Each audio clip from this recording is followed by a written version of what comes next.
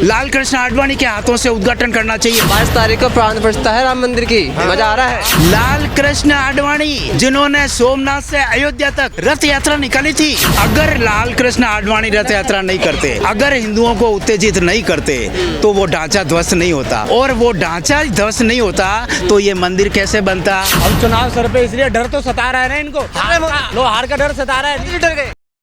राम मंदिर बना दिया मोदी जी ने, मजा नहीं आ रहा? राम मंदिर बना दिया मोदी जी ने। राम मंदिर बना दिया नहीं, राम मंदिर की आधारशिला किसने की? राम मंदिर का जो पृष्ठभूमि किसने तैयार की? लाल कृष्ण आडवाणी जिन्होंने सोमनाथ से अयोध्या तक रथ यात्रा निकाली थी, पूरे हिंदुओं में वातावरण जगा दिया था राम के प्रति, और लोग आस्था के प्रति इतने उत्तेजित हुए कि उस जो ढांचे को ध्वस्त कर दिया। बुजुर्ग हो गए, क्या करेंगे आगे? अगर वो ढांचा ध्वस्त नहीं होता तो आप कल्पना कीजिए क्या आज मंदिर बन पाता?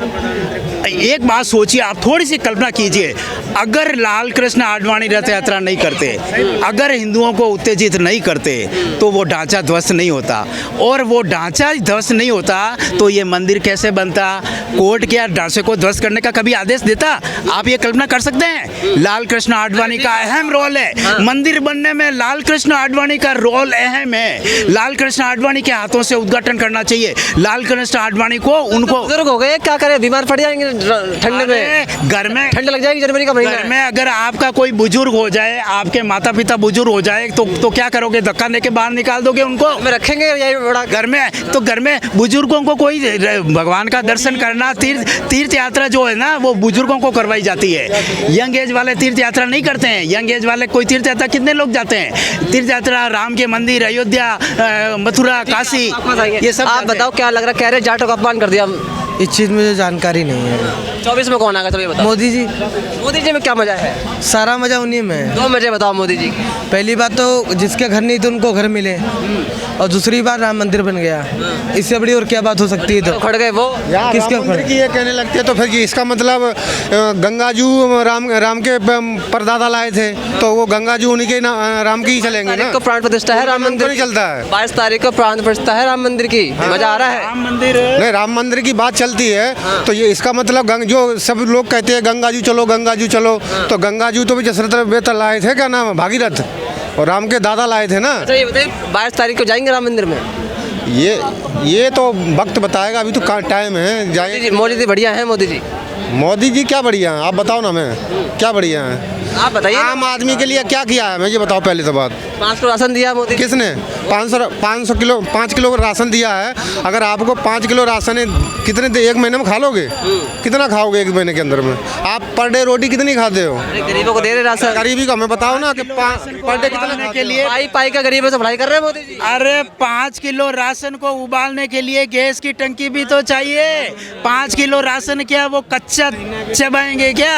5 दे रहे फ्री में, सिलेंडर भी नहीं दे रहे हैं वो फ्री में। दाम कम क्यों किया मोदी जी ने, ये बताओ? अब क्यों किया?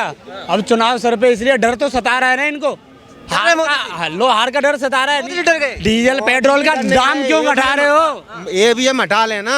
अगर जिंदगी में बीजेपी आ जाए ना तो बता देंगे हम। ये बताओ। पंजाब में नहीं चली ये भी हम क्या कह रहे हैं? कभी खिलाड़ियों नहीं का अपमान हो रहा है, खिलाड़ियों को शाबाशी देना जानते हैं, उनका अपमान हो रहा है। खिलाड़ियों का आपने देखा होगा।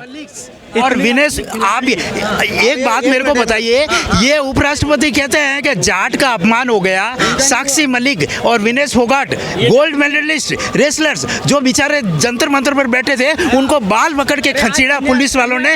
वो क्या जाट नहीं थे? सत्यपाल मलिक क्या जाट नहीं है? सत्यपाल मलिक ने बिल्कुल सत्य बात कही, उनको राज्यपाल पद से हटा दिया। वो क्या जाट नहीं है? जाट का मतलब जाट के ठेकेदार क्या ये जगदीप धनखड़ी है क्या?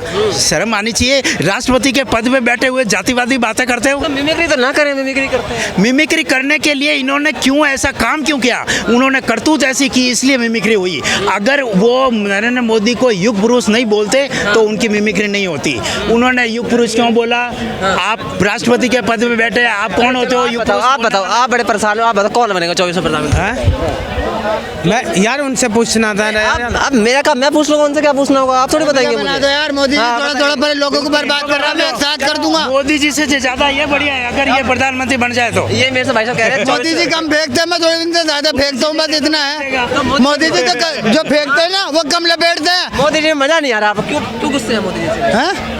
वो इनसे गुस्सा में इसलिए है क्योंकि जो कहते हैं ना वो खाली फेंकने के लिए कहते हैं। फेंको है मोदी जी। बस बिल्कुल पूरे फेंकू है, पूरे। क्या बताइए पूरे फेंको मोदी जी। हाँ बिल्कुल, मैं देख के कह रहा हूँ, मैं बिल्कुल फेंकू है। अरे ईमानदार है मोदी जी, कहाँ से ईमानदार है? कट्टर ईमानदार है। हैं? ईमानदार है। मोदी जी हमारी तरह सिर्फ 8 घंटे जो ना हमारी तरह मजदूरी में लग के काम करके दिखा दे, मजदूर के साथ मिस्त्री के, मान जाऊंगा कि हाँ वो कट्टर वो है। कट्टर ईमानदार है मोदी जी। हाँ, मान अरे जाऊंगा अगर वो कहते- कट्टर करके दिखा दे। ईमानदार कैसा है इसका नमूना उन्होंने महाराष्ट्र में पेश किया। एमपी के विधानसभा चुनाव में जाके बोलते हैं कि जो ये अजीत पवार महाराष्ट्र के अंदर ये जो कांग्रेस के नेता थे, अजीत पवार को राष्ट्रवादी कांग्रेस के नेता शरद पवार गुट के अजीत पवार को बोलते हैं कि ये सिंचाई घोटाले में 70,000 करोड़ रुपए का आरोपी है, ये चोर है, इनको जेल भेजेंगे। कौन चोर है? अजीत पवार।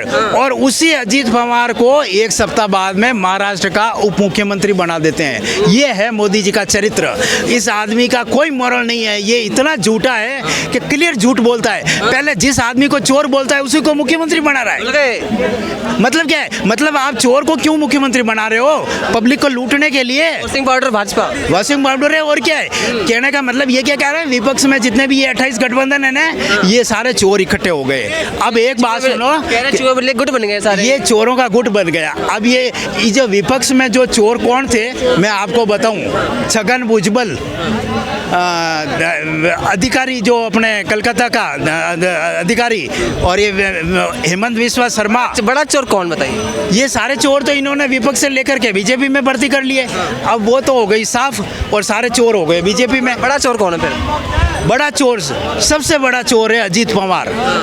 70,000 करोड़ रुपए सिंचाई घोटाले का आरोपी बीजेपी में आ गया, इसलिए ईडी सीबीआई जांच भी सब बंद हो गई उसकी। भाजपा समर्थक बंद कह हो रहे हैं गई। 2024 में राहुल गांधी का डब्बा गोल कर देंगे मोदी जी। अरे वे राहुल गांधी तक क्या डब्बा गोल करेंगे? मेन बात तो यही है कि अगर मोदी जी में इतना साहस है तो ईवीएम की जगह बैलेट पेपर से चुनाव कराएं लोकसभा चुनाव में। गड़बड़ी है ईवीएम में। बिल्कुल ईवीएम में गड़बड़ी है, 100% गड़बड़ी है।